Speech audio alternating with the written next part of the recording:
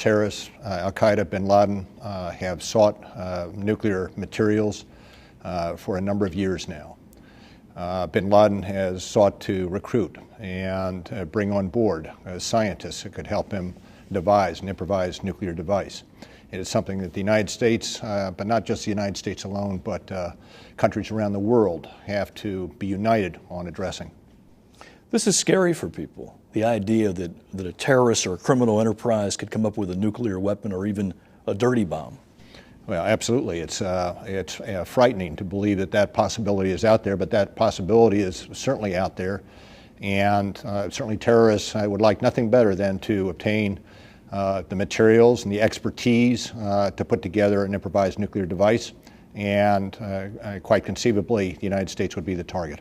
If it were to come to pass that terrorists successfully would get a nuclear device, I mean, this could wreak havoc in this country in a number of areas, economy otherwise. It could kill tens of thousands of people, and that's why it is a tremendously serious matter for us to address, which is why we've had a conference this week down in Miami with 28 countries attending, all of us recognizing that if we are to be successful in preventing terrorists obtaining nuclear materials, obtaining the capability of putting together an improvised nuclear device, we have to work together.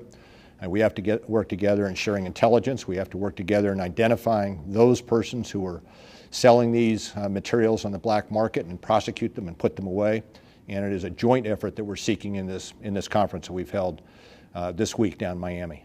In terms of the threats you look at, where would you put this one?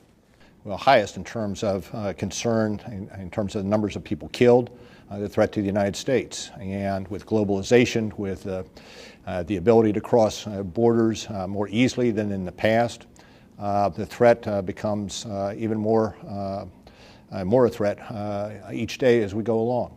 Do they maintain that interest? Yes. Is it still there? Yes. Has it gotten greater? How would you characterize it? It's been continuous over the years, from the 1990s.